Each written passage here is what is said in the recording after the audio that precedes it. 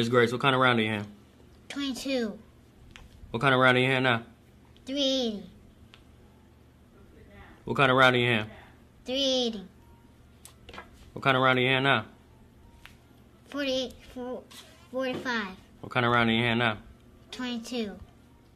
Miss Grace, if we want to give jobs to our family and friends, what is that called? Nepotism. If you have a bunch of friends who don't do shit, are they an asset or a liability? A liability. How many people on the registered sex offender list? 750,000. Daddy taught you that you were a goddess, so you can never be anybody's what? Bitch or hoe.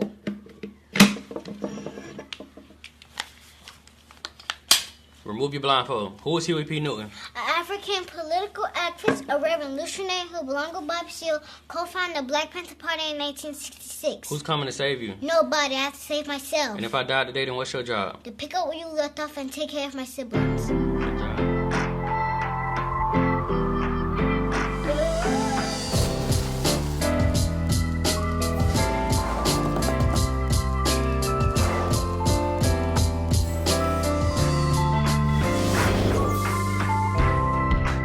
All right, everybody, welcome back to the Now What Podcast. I'm your host, Arian Foster, the Pod God, Bobby Fino, all of that. Man, I got a special guest in the building today, man. My man's name is Derrick Grace, and I'm gonna let him introduce himself because he has a lot of titles, man, and I think he's brilliant, man. So I'm gonna let you do your thing, man. Go ahead. Appreciate it, bro. I'm Derrick Grace, #1 selling author, homeschool instructor, full-time father, international speaker. That is. It's something else in there, right? It's a whole bunch. I get them for, and I be like, whatever. Yeah, they could Google the rest. For sure, man. So, we met a long time ago, man, when you was on your come up, man, and no disrespect intended, man, but you just never know people when you meet them. So, right. You know what I'm saying? I probably didn't give you the respect that you deserved when I first met you. But I've been slowly watching your grind. You caught my attention. I think there was like something that you did, you went viral, where you had your daughter reciting these historical facts, these definitions of words that aren't necessarily common knowledge, in my opinion. And I was like, "Oh, who's that?" And I was like, "Oh, I met Cat before." I was like, "Dang!" And so I started following you and just watching your journey and seeing what you're building, and I'm just blown away by it. Appreciate it, bro. Because you don't see it a lot, period. But you don't see it from our people, and you don't see it in the way that you present it as well, right? So you tat it up, you got dreads, you got, if you can, I don't know if y'all can hear it, but you got the Soulja Boy chain sound going on right now. But you do it in a way that is what I believe to be genuinely authentic to you, which I'm extremely appreciative of, man. Appreciate it. First of all, congratulations to all your, thank you, bro. Everything that you building, man. So if you would, man, kind of explain the rise and what exactly it is that you are all involved in right now, man. Got you. Where to start? All right. Well, #1, I created a movement called Unlearn and Relearn because I think I tell you all the time, like, traditionalism and common sense aren't friends, but a lot of people can't figure out the two, so they get caught up in traditionalism rather than using logic throughout their entire lives. So I created Unlearn and Relearn. That was like 2012 or 13. It was between 12 and 14, somewhere up in there. I can't remember. All right. But basically, bro, I started out writing. Well, entrepreneurship, I've been an entrepreneur since 2011, 2012. I had a retail business. But I started taking the money from that and putting it into literature. I always loved writing and reading. That was the only thing I actually liked in school. So I wrote my first book, which was a 700-page autobiography in 2014. Then I doubled back 2016, and that book ended up going. That's what made me #1 selling author, my second book. Right. It was a lot of controversy behind that one. It's called Gods Amongst Men. There's a lot of reasons why I was drawn to you out of the gate, too, because you and I have a lot of the same, we're on the same frequency as far as that stuff. So, beyond that, bro, I put out a video the same year, 2016, the same date, actually, with my daughter and my son. That video went viral. The book ended up going #1 the same day. But this demand came in for people to tell me what I was teaching my children. Like, I never wanted to write curriculums, but it was such a demand from the streets, like, well, how you get them to do this, how you get them to do that? So I started writing curriculums. So fast forward 3 years later, I got a total of like 5 books, 8 curriculums, but from co-parenting to in-home banking to business to teaching children, XYZ. So, outside of that, I released the most expensive apparel app on Google Play back in it's tattooed on my neck, 2015. I did that in 2015. We released the app for like $140 on Google Play. We didn't think it was going to do many numbers, but it ended up, to date, I think it sold like 2,500 different people bought into that app. That was through my retail business. I sold my first book for $2,000 last year. No, not my first book, but that was like the first time I was able to do that. We set up a special incentive to where like if people purchased this book, they was able to basically like get a one-on-one session where we flew out to their home address and they was able to lock in with me for a 48-hour process. So when you did that, like what kind of information would you divulge to them? Bro, it was whatever they wanted, whatever they chose. I was just like at their expense, like whatever you need. I'm confined to you, not in a bad way, but I'm with you for the next 2 days. And it was just you kind of like mentor them as far as like finances is concerned. Yeah, bro, the questions range from co-parenting to finances to weapons education, like some of everything that I put on the internet. People be having all types of questions. All right. One of the big, I think, controversial things is you're extremely open with your usage and advocacy for guns. Absolutely. Right? And so, like, you're super pro Second Amendment. And you know and understand the law, and you're like militantly saying, not militantly, but you're saying, like, arm yourself. Absolutely. Arm yourself. The whole family. So explain the psychology behind that, because a lot of people see it tattooed up, chain wearing, nigga with a whole bunch of guns. So look, you know what I'm saying? This the beauty of what they see, right? Just real quick to give you an example. In the documentary, at the first minute, is me basically letting people know like all those things I spoke about in regards to schools and apartment complexes. Like, I went and got the bag on my own. We finna make it happen. So the subconscious program that you see in the first minute is this. Generation X and the millennial generation, and the one before that, they have all been in love with individuals who show them money. They got jewelry, they got guns. Like, they just love this imagery. But I figured the twist was, we're going to show you all the same exact shit, except we're going to go buy buildings with the money we just showed you. We're not finna show you like all the Benzes and all that other material stuff. Not knocking that, but we're going to go do it a different way. So, bro, I'm big on subconscious programming, but like the whole gun thing for me, I'm from Florida, number one. To me, like, Florida like the Wild Wild West. Grandma, everybody got guns in Florida. Right. So I think it's extremely important to be educated on it, especially in the state with the stand your ground law and the Castro Doctrine. You have to be extremely careful in Florida because... What is the Castro Doctrine? That's like basically like, if you in your yard and I pull up in your yard, like, just because that's your castle, that's your domain, like, that's a free kill. Oh, really? So if you come and enter mine... Yeah, you ain't got to come in the house. Like, you could just be standing by your doorway and somebody pull up on you then. That's wild. Yeah, and not every state has those laws like that. Yeah, no, the Castro Doctrine is a real rare one. Like, stand your ground is kind of bouncing around a little bit, but the Castro Doctrine is a real rare one. I was 2012, and it was crazy. I went to go get a gun. Because I don't really like guns like that, right? So, but I went to go get a gun just because I was like, I had just signed my contract, and I was like, I just don't trust people, right? So I'm gonna go get a gun.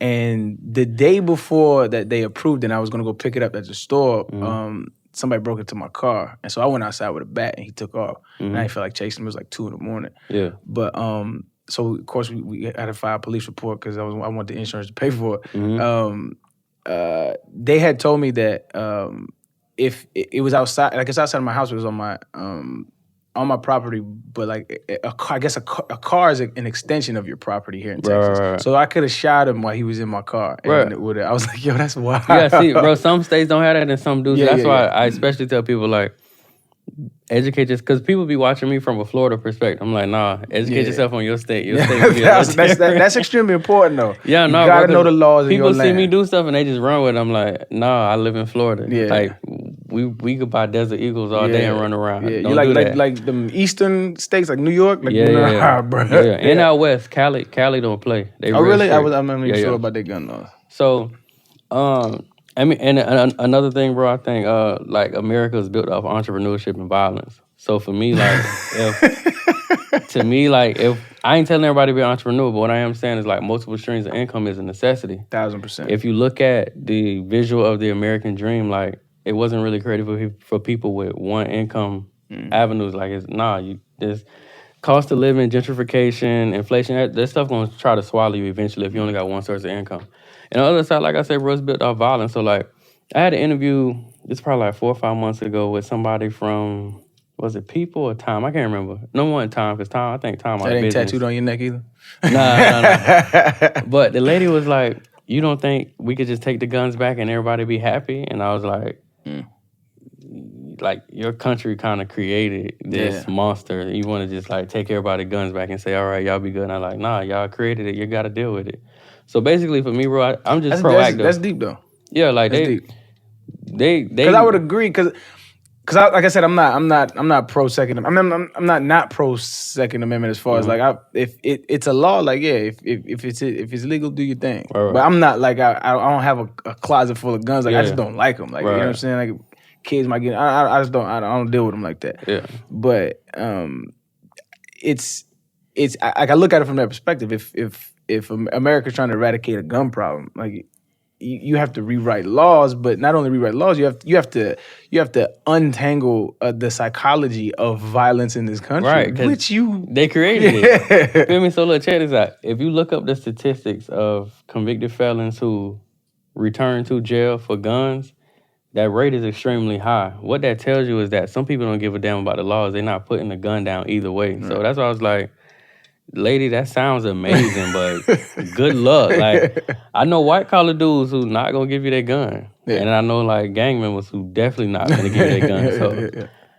So, but for me, bro, one other thing too with the imagery is I think there's no consequence when it comes to violence against certain demographics of people. So basically, like every time I put those videos out, I'm like. It's a friendly reminder with a smile, like, hey, I'm cool. I'm on my daddy thing, but, Right. Yeah. Right. And I'm also trying to show the people who may be afraid of things of that nature, like, it's not beyond educating yourself. Like, it's possible. Like, I've been teaching her since she was 3. Right. So it's very much possible. Yeah, I think she's going to be a super interesting case study, right? Because you're taking it upon yourself. And the onus is on you on the information that she is receiving. And right. I mean, I've been saying it for years. Is like the school system is extremely flawed. I think there's perks to it. I think there's advantages to it, but I think there's a lot of disadvantages to it. Like especially our people. And I bring up race a lot in this podcast because it's a factor in this country. But I think there's a huge demographic. I mean, a huge majority of us who don't learn in the standardized way. That is being taught, and then you get kind of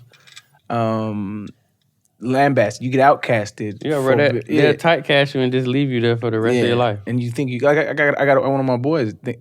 You could just tell he feels like he's dumb because he's learn like everybody else. It's just not the case. You just learn different, and you have to figure out your niche. And so, who better than the parent to understand the niche of their kids and how they learn? And bro, for me, that's why I initially started homeschooling because man, my son was getting in trouble every day. And then I just came to the realization, I was like, I don't think the system really made for him. Because the teacher would be like, oh, his grades are amazing, but, he did this wrong, he did that wrong. And at a certain point, I was just like, I mean, he can be troublesome because I was bad as hell, so I could see that. But I was just like, what'll happen, bro? Like, you could have the best grades in the world, but if your behavior is not to their liking, then they're just going to put you in difficult positions. Next thing you know, your grades don't match, everything don't match, and you lost in the sauce. Or you labeled a certain type of child and you left behind. So how do you guide it as far as like a curriculum that you teach your kids? As far as because I'm open to homeschooling, but I'm very skeptical of it because not everybody does the due diligence, and not everybody. I think if you teach, if you're one of those people that kind of drown in your own bias, it's dangerous into what you teach. Oh yeah, kids. No, because you won't be receptive to new information, right? And then you just I know some people like that. I know exactly what you're saying. Yeah. But for me, bro, so how do you combat that? How do you kind of have that balance of like this is what I want her to learn. This is how I know, and this I'm gonna give her this information. But how do I present information to her that even if it's just teaching them skepticism, like like don't even trust everything I'm saying, but understand that there's a way to. Absolutely, Russ. So look, they get to practice free will. Like you hear curse words in my house, you're gonna hear some of everything, but they could question whoever they like. I don't have no rules against that. Like I know me coming up with certain people like, oh, you don't ever ask why. Shit, no. They can ask you why. If they don't like something, they can question it. Right. And I get in the free will to just be like, I don't want to do that. And we figure it out. But I'm just give you a prime example. I think one of the biggest things in leadership is knowing when to divert because you're not good at something. So like I want her to get better with etiquette. So I've been calling around looking up different etiquette teachers. And we've been on YouTube just trying to sharpen up her etiquette. I'm trash at that too. Yeah, bro. She predominantly been raised around me, so she a little rough. She's not like, she's not like most girls at 7 or 8. Right. So, but no, bro. I know when I don't know a topic, and I know to call somebody to be like, hey, I need you to teach them this because I suck at this. Yes, that's good. That's healthy. It's healthy. Yeah. It's a healthy dose. I think that's why I'm such a fan. Is because like I sense that like you have a healthy dose of balance, and you're not just drowning in your own bias. Yeah, bro. It'd be some such shit ass. I'd be like, hey, call your mama. I don't want to talk to you about that. Talk to your mama about it. That's dope, man. A big part of your I guess ethos is like financial literacy. Mm-hmm. I'm a huge advocate for that. It's part of some of the stuff of the work we do with our foundation. Mm-hmm. Talk to me about that and like the game plan or the blueprint you have to try to help bring people out of their circumstances. Yeah. Well, yeah, bro. What I figured in business and life is the common denominator with like literally all demographics of people is capital. If it's two things like most people can agree that we have in common is either love or money. But nearly everybody dealing with those two categories in some capacity. But for me, bro, I'm just big on independence. I study a lot of people like the P's, the J Prince, the Nipseys, like those are the people who I really like study. So I've always, and I'm stubborn. I've been bad as hell since a child. So a lot of stuff I had to figure out on my own anyway because I was either isolated in timeout or whatever. Right. But essentially, bro, like just in assisting people with getting those things in orders, like was why I created the whole concept of in-home banking. So we started out. Hold on, before you go, because people ain't gonna know what you're talking about. What is in-home banking, and what is the marketing behind it as far as like the board game and everything you have behind it? Because I think it's a brilliant concept. Appreciate it. All right, bro. I created the concept in 2018.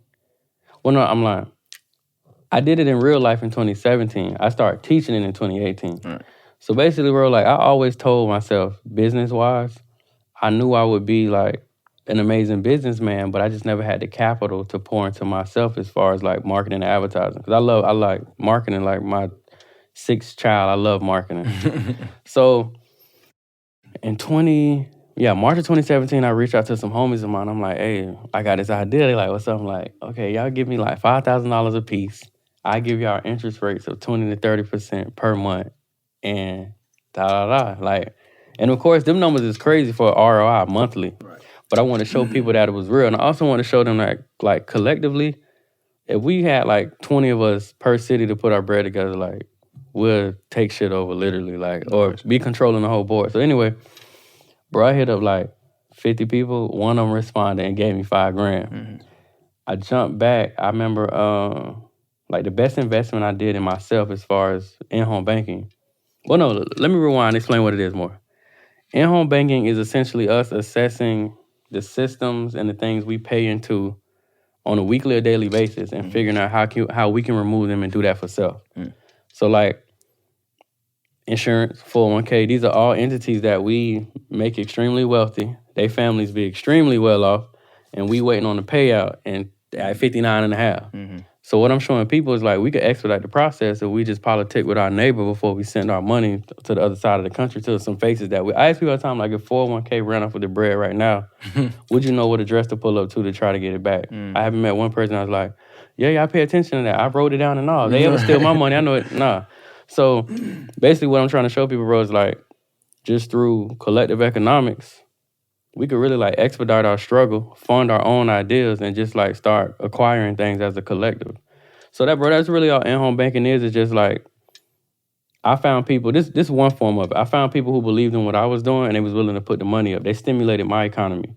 And then I reciprocated that stimulation by giving them an interest rate at the bank. $1 billion bank will never give them. No bank is going to ever give them 30% interest on their money every 30 days. Right. So, bro, that's essentially how I started out. And then I started teaching it. No investment will. Yeah. That's rare. Yeah. So I started teaching it January of 2018. And it started with like 2 curriculums. That turned into like 2 full-blown courses, like a total of like 4,000 students in each course. And then, but look, I was chilling one day where I had this epiphany. I'm like, okay, the final course, the final class we did in the last in-home baking course, I was like, I want everybody that did the homework assignments, turn them in. We had like 2,200 people in this class. Only 25 people turned in work for each week. So I was like, okay, y'all tripping. Like, y'all here, but y'all really not here. So, bro, like, everybody asked why I turned into a board game. Just to be honest with you, bro, I had to find a way to infiltrate the Black home. Black people are so overly in love with entertainment that if it's not a source of entertainment, they're like, they not gonna fuck with it. And it's not a slight; it's just a reality. Yeah, bro, it's just being real. That's annoying, but it's a reality. Yeah, like it's why like I heard Charlamagne on a podcast, man, and it was like talking to him and understanding how dope of a dude he is, but like understanding like his demographic is basically because a whole bunch of people love drama. Like they just love, like, I want to know what who's Kevin Hart sleeping with. Like, gives a fuck. Like, like that shit is enticing to us, though. It's annoying, though. But like that's why I feel like it's the brilliance of what you're doing is you're saying, okay, fuck it is what it is. Let's try to make it happen. Yeah, Russell. What I did was basically, like, I'm gonna tell you this too. Like, people who think it's just a board game, bro, they in for such a rude awakening. Like, I know some people. I kept telling them, like, hey, if you don't like to read a little bit, don't buy the game, because you're gonna read, you're gonna open it, you're gonna be like, man, I'm putting this shit on the shelf. I'm not playing this. Right. But essentially, bro, that's why I kept telling people, it's like, it's not a game, it's the game. But essentially, bro, so all we did was we compiled the information in a fun and creative way that would subconsciously make people feel comfortable buying it because it seems fun. Not knowing, like, it's not really gonna get fun until you play it like 6 times and you're like, oh, okay, I get it. But nah, bro, like, I tell people, bro, any light worker with this demographic in this era, it's sad, bro, but you have to, like, trick Black people into helping themselves. So that's basically what I do with the board game. Like, dog, that's a real thing, though. Yeah, bro, I, like, kind of bamboozle them to think it's just a good time, but they're going to open it and be like, oh, shit, I got to learn. Yeah, you got to learn. And so I had a little epiphany watching the document, because I bought a game. And so I had a little epiphany watching the documentary as you kind of cut to a picture of the board, and it said it was like real life, like it was audio of y'all playing the game, and I'm listening to y'all talk, and what I gathered from it, I was gonna call you right there, but like, nah, that's kind of corny, man. So I looked at my girl, I was like, yo, did you hear what I thought I heard, and it blew my mind, because it's like every game that has been designed since America has been established is like, I'm trying to beat the other players around the board. Like, I'm trying to win. Monopoly. I used to love Monopoly growing up. And ironically, that's exactly how this society is ran. I'm trying to beat my neighbor to get as much property and accumulate as much assets as possible. And this game, when I heard that, I was like, yo, this game is not designed like that. This game is designed to, you're trying to beat the board. You're trying to beat the game. You're not trying to beat and you have to work with each other in order to beat the board. That's fucking brilliant. Nah, bro, I wanted people to understand the importance of group economics. So basically, so dope. It's going to be certain times where you roll the dice in there and it's going to tell you, like, yeah, you could go ahead and win it on your own, but, you know, y'all could win more if you double back and sell one of them properties you got. Because the whole key, that's so dope. They say statistically, people with 7 streams of income are millionaires. So basically, like, the end all of the game is whoever acquires 7 different properties is essentially the winner. But once you hit like 5, you have the option to give some away or sell one to your partner. Because the key is, like, I'm just trying to show people group economics, bro, how we could really like basically, I could build 10 schools all over the nation right now if I had 15 million, or I can politic with 1,000 different people who got 15 grand. I don't know if that's the right number. I'm thinking on top of my head. But anyway, and that could be expedited overnight. But I'm just trying to show people, like, through group economics, like... This was kind of funny about you, dog. Like, you're like a Republican and a Democrat at the same time. And this is so funny. Like, you're a Republican in the sense that you're like, yo, we need to get off of government funding. We need to get off of and start depending on our own shit. But then you're a Democrat saying, yo, we need to distribute the wealth. That's fucking brilliant. That's the best of both sides. No, bro, I agree 1,000%. My thing, bro, I just want us to be able to dictate what table the money go to because we don't dictate. Once we let it go, we have no power. Right. I want us to be like, all right, cool. I'll spend $100,000, but make sure it's spent right here. That's dog. I'm saying it's beautiful, dog. And that's why like I had that like little Appreciate it, shit, that is perfect. It's exactly what I think is needed because we've been hardwired with capitalism, and capitalism is the savior of America, and capitalism is American as apple pie, and it's like capitalism is probably the best system that there is because we just haven't collectively came up with a better system. Right. But in order for somebody to win, somebody has to lose. Like that's capitalism, and like they like to sell you like that's not the truth, but like look, this is exactly what it is. Right. And so 2 points I want to hit on is how do you? Well, since we're talking about the board game, we'll stick there. What kind of obstacles did you have coming out with the board game and like distributing it and like the hurdles you had to go through? Bro, it was a bunch. I'll tell you 2 of the biggest ones. Well, what I've been trying to educate people on is like most missions of ethnicity too get stifled due to a lack of capital. I didn't have that issue because I figured out a way to like bro, I be grinding. I figured out a way to get my bread up. So the next issue you may run into is like people gonna discredit your name. They're gonna discredit your bitch. Just a bunch.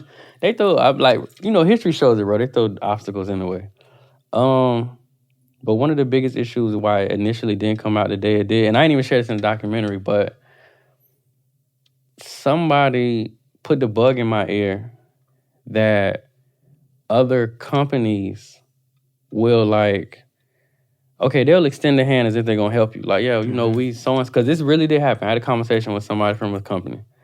They can basically extend their hand and be like, hey, we want to help you. We see you doing your thing. We want to expedite the process. The game could have been done literally in like a week, like everything done and shipped out. But a specific company referenced me softening the information in the game. Their name had to be included in the title of the game. And they get to dictate how many units per year I'm able to sell. So that game could have the demand of 10 million people and they'd be like, well, Mr. Grace, you signed a piece of paper that said we only do 10,000 this year. So basically, that was obstacle number 1. Obstacle number 2, that wasn't really an obstacle because I already was like, nah, I ain't rocking with it. Like, that sounds like some bullshit. You saw the sharks in the water. Yeah. Right.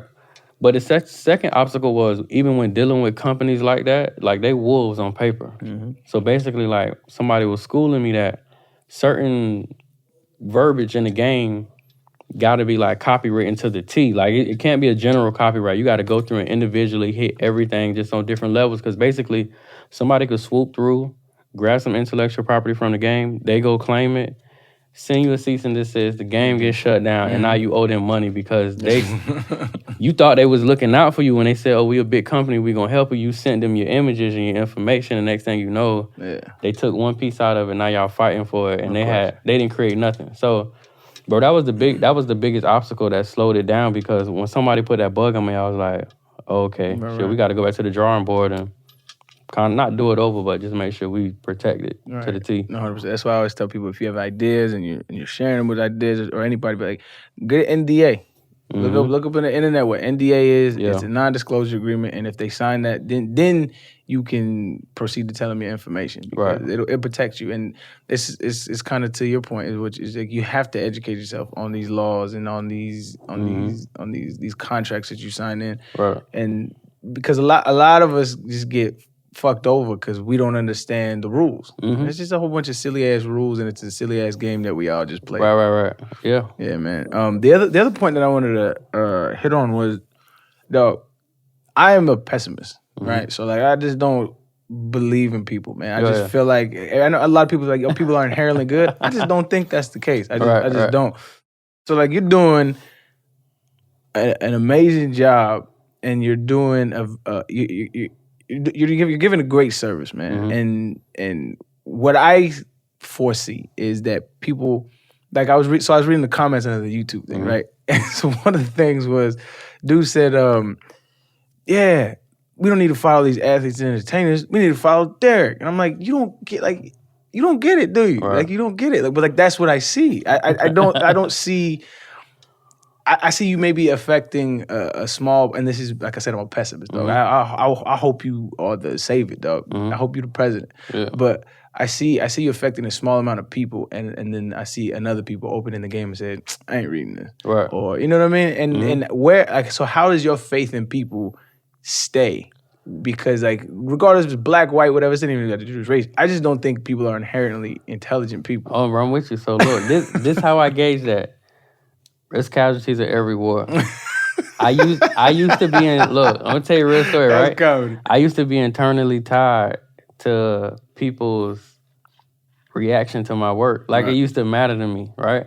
But I had a conversation with David Banner last Christmas, like Christmas 2018, and he really gave me some game on that. But for me, bro, talking to the mic just so they can hear you. Yeah. For me, bro, it's casualties of every war. I can't save everybody, so like at the end of the day, I just sleep good knowing like I gave y'all what I had. Right. I ain't hold back no intellectual property. Everything I had, I gave it to you. Right.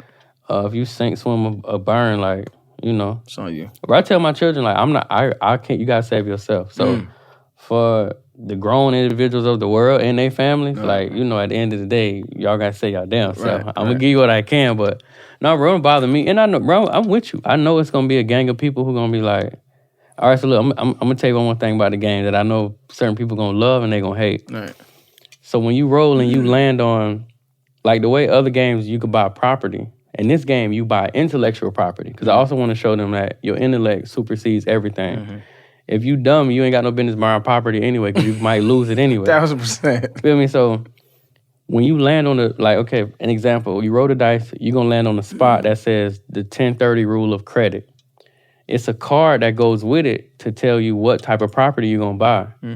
But when you pull the card, it says 1030 rule of credit, and then it says you define it. I didn't even write the definitions for people. So I'm telling you, bro, for the lazy motherfuckers, they not going to play it because they're going to look and go, wait, we got to fill this out before we can play the game? That's wild. So if you don't want to learn, like, just don't buy the game. Yeah. Don't worry about it. Just leave it alone. And see, that's the thing, man, is you, I don't know how to spoon feed people and it doesn't take a part of me. Right, bro. So, like, look, I take the J approach because I hear what album it was. But somebody was talking about his old stuff. He's like, buy my old shit. Right. So, bro, that's how I feel people like. Right. Because people do be hitting me like, hey, when you going to do a course on? I'm like, bro, I taught that like 4 years ago. I'm not. Go read, watch the old YouTube videos or subscribe to my independent channel or something. But I'm not. Like, bro, it's a marathon. Yeah. I can't double back and save everybody. Right. So they'll have to find, like, even on my journey, where they could grab hold of it and fit in and just get rolling with me, or... Man. Yeah.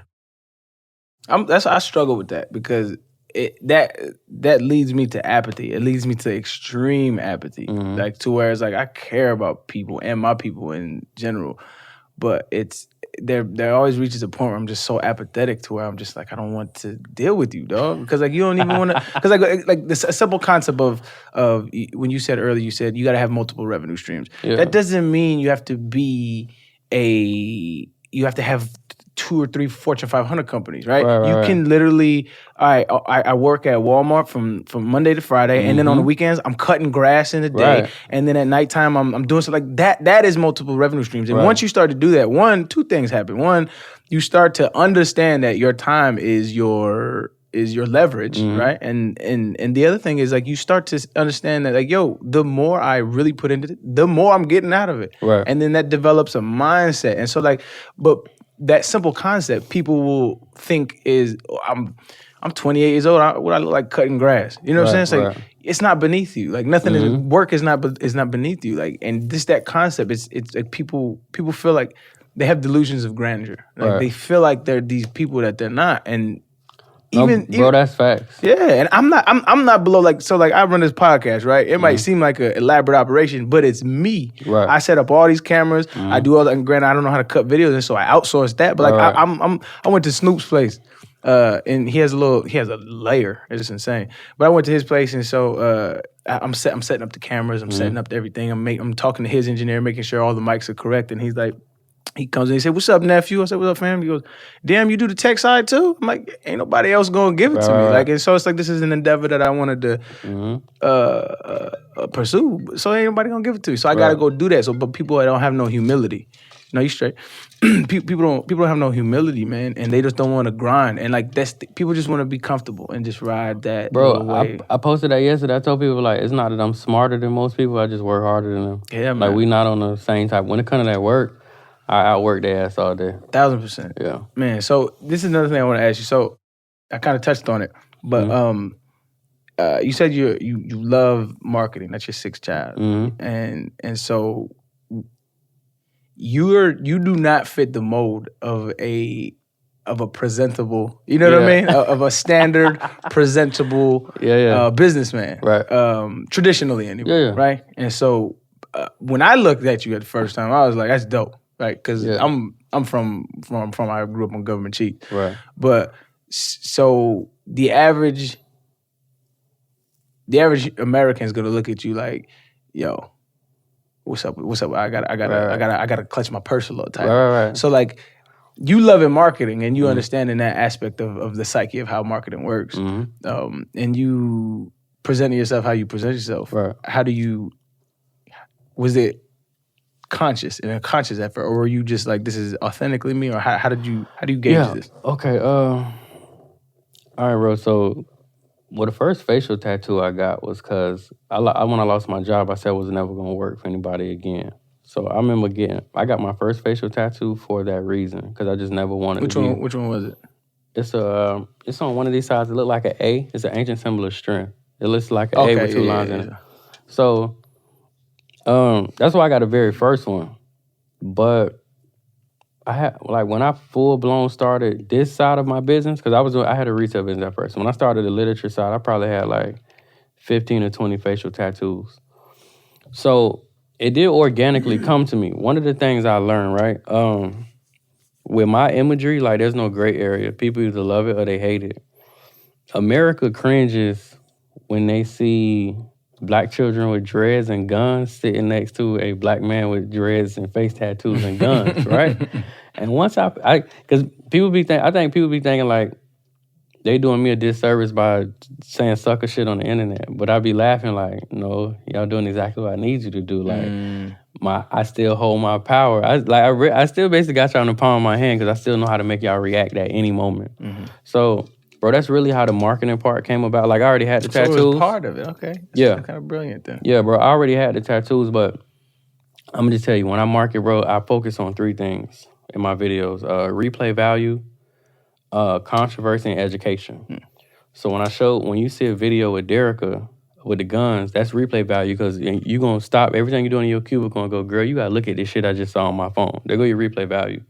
The controversy is she's 7 years old with AK-47s and this, that, and the third. And the education is when I quiz on certain things, she gonna kick it back. So, bro, it kind of turns into the perfect storm of like, no question, the love is gonna be here, the hate is gonna be here, and the confused motherfuckers. Everybody showing up to the party like, okay, we just gotta watch this shit 1 million more times. Yeah. That's how, bro, like, we average, bro, like yearly, like probably like 150, 200 million views a year. Cause I know we be in the lab cooking up, and I know which one's gonna make motherfuckers go like, this nigga done lost his mind, or I'm fucking with him. So, nah, bro, that part, the tattoos came organically, and I ain't gonna lie, like the whole dread thing, bro, I wasn't into haircuts no more. I just like, fuck, I'm tired of getting my hair cut. I'm finna just lock my hair up and call it a day. But yeah, bro, it came. Now I would have dreads if I wasn't mixed. My mother's Mexican.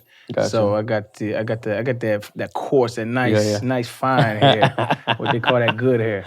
Right. Nah, but I hate it. I wish I was like, damn, ma, you fucked me up. Yeah. I would definitely lock up. But is there a because like in those viral videos that initially made me caught my eye from you again.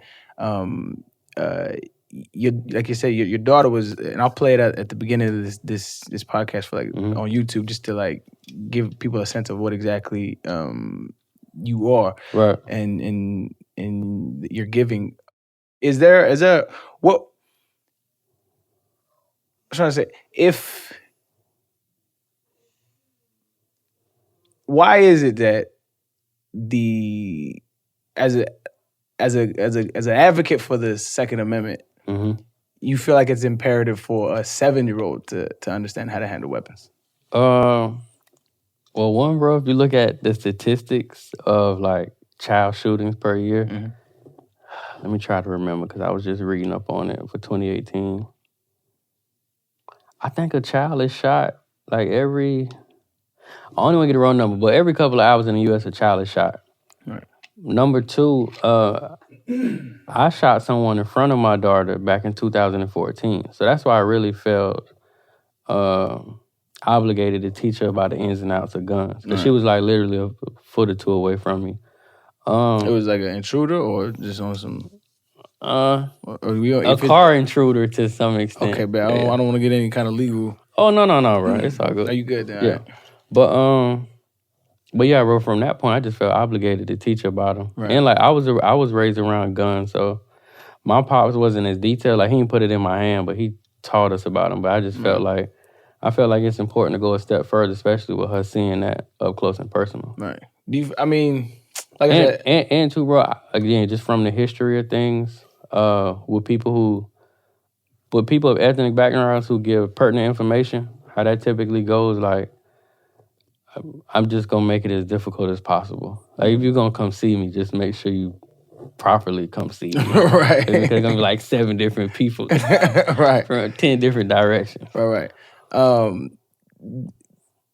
don't have an issue with guns. I just see it as a perpetual problem because if, I think you're a very intelligent and deep person, right? And you're thoughtful and you understand the ramifications and consequences. I don't think everybody is. Like, I don't trust everybody with a vehicle, and it's easy as hell to drive a car, right? So it's a gun, dog. It's about as easy, probably easier to get a gun than it is to drive a car. Oh yeah. But I think if everybody has a hammer, then everything looks like a nail. No, bro, I agree. And that's why I tell parents, because they hit me on the time, like, when should they start? And I tell them, like, you got to assess your child's maturity.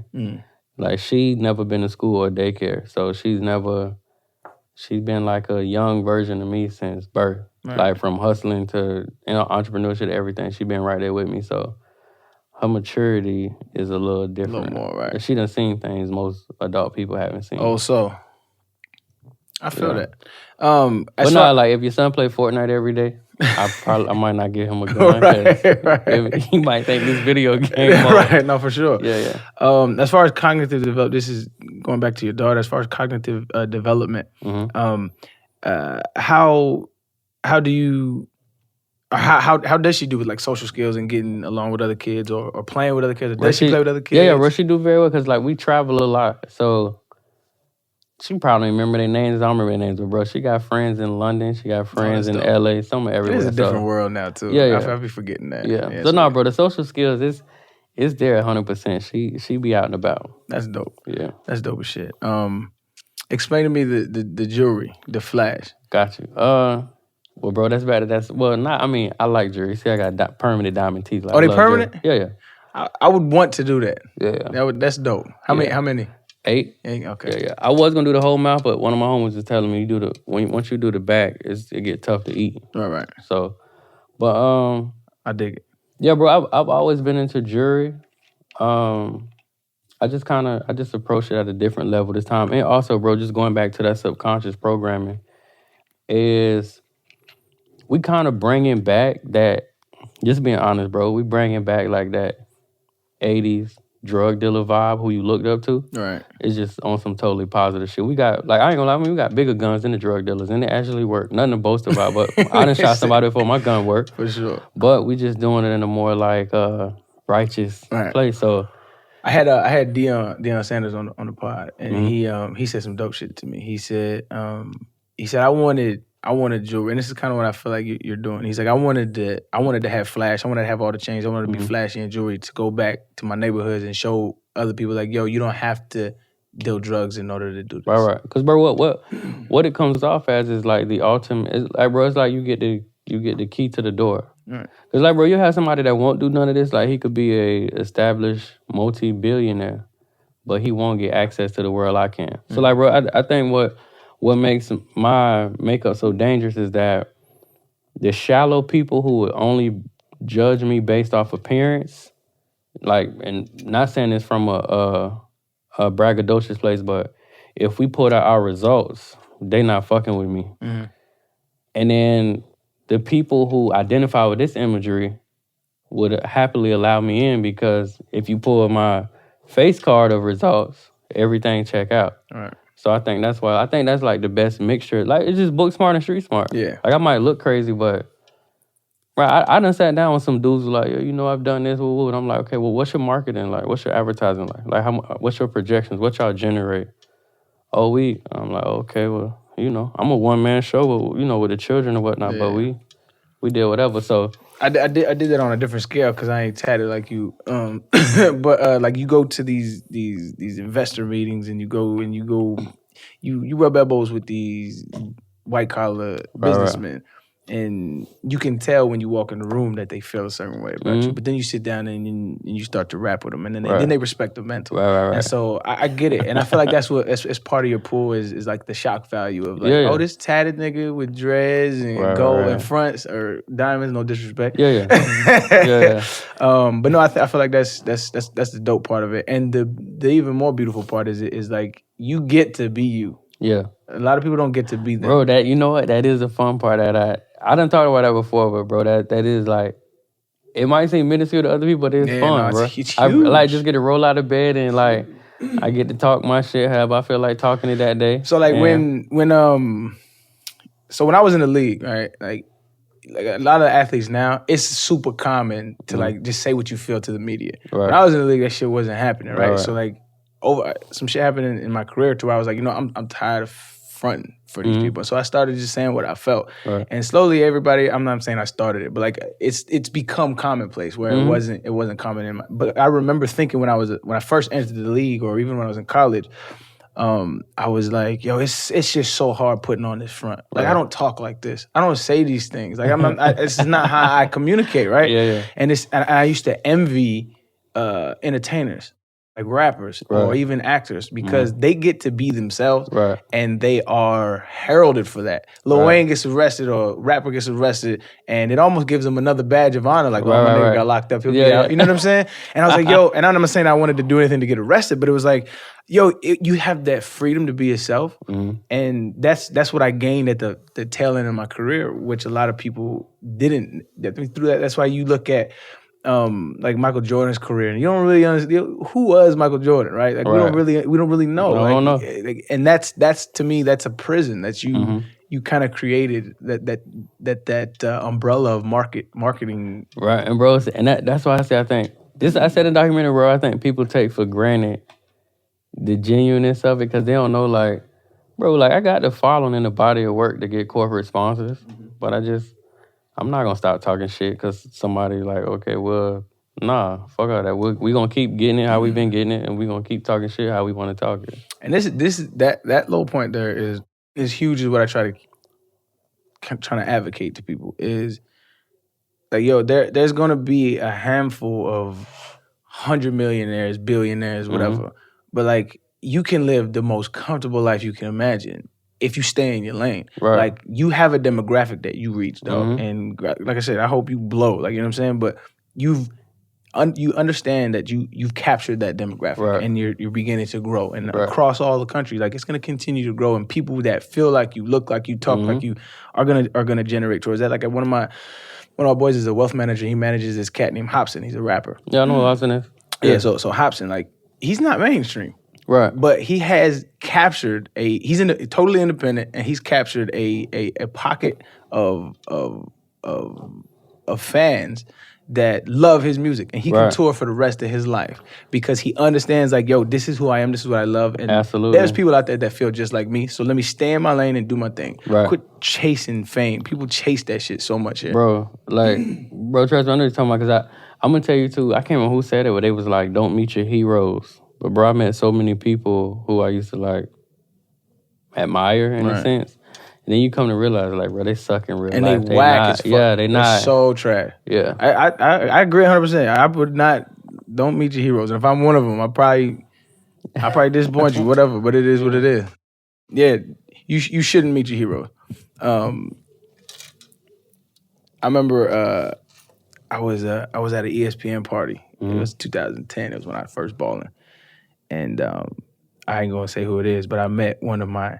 I was like, yo, this is my guy, and I just started rap with him. I'm like, yo, this nigga is probably the corniest nigga I've ever met, and it's like I could never, and it never goes away, and it never goes away. Right. It's insane, man. But I appreciate you coming down, man, taking time to rap with me, man. You, bro. Yeah, nah, it's like I said, I'm a fan. I'm gonna continue to support. I'm gonna tell everybody I know about that. I'm actually gonna probably I'm gonna get the game first, and then my sister's a teacher in Atlanta. She's an activist. She's super pro black, and I'm probably gonna get her whole school a board game. It'll be dope. It'll be dope for them to come up under that. Yeah, bro. And we doing in 2019, bro. We're gonna be doing game nights too. So definitely, bro. Like the schools, because I had a couple schools that both ordered, but I'm definitely going. I want to pull up on them personally and go play it. Like actually that's play dope. with the kids. Yeah. That's dope. Bro, I'm be doing shit during the day. If I'm not grinding, like I'm running around, hanging around with my kids, chilling. That is. Yeah, nah. I'm come to Atlanta. Fuck with my sister's school. Definitely. Man, for sure. So every time we well, first of all, like I said, thank you for coming on, man. And how can they find you? How can everybody find you? You got a bigger following than me, but how can they find you? Everything is on my government name. Like they Google Derrick Grace or at Derrick Grace II. That's DerrickGracetwo. But website, social media, everything under the same name. Perfect. Find you, and y'all should support. Get the game. I got the game. It's a little expensive, but I think it's worth it, man. Yeah. It'll give you. It's the gift that keep giving, man. But every time we end the podcast, we end it the same way, dog. So from Snoop to Jake Prince to everybody who's been on the podcast, they asked Jim Carrey to come on. That's my ultimate goal. I'm trying to get Jim Carrey on the podcast, man. So like, if you could just look in the camera and try to advocate to Jim, we're gonna make a little video montage and we're gonna try to put it out. Yeah, actually, bro, just speaking to Jim Carrey, I think this would be a great setting for him. I'm going to tell you something, bro. I didn't know he was like, I didn't know he was as deep as he was like over the past year. That's why I want him on, man. That's why I rap with him. Jim, I think this energy and this frequency is definitely one that fits you. So 1,000%, you should definitely make sure you jump on the podcast. Our culture really appreciates you too, bro. I noticed that over the last year. I was like, damn, our culture really fucking with Jim Carrey. He's a GOAT, man. That's what's up. Everybody loves Jim, dog. Yeah. I've never met somebody who's like, man, fuck Jim Carrey. Right. I've never met that person. Not even on the line, dog. Shit, wow. Right. But I appreciate you coming on, man. And y'all go support, man. It's Derrick Grace, man. And we'll put all the social stuff under all this stuff so y'all can go find him out, man. I appreciate you coming out, dog. Appreciate you, bro. Much love.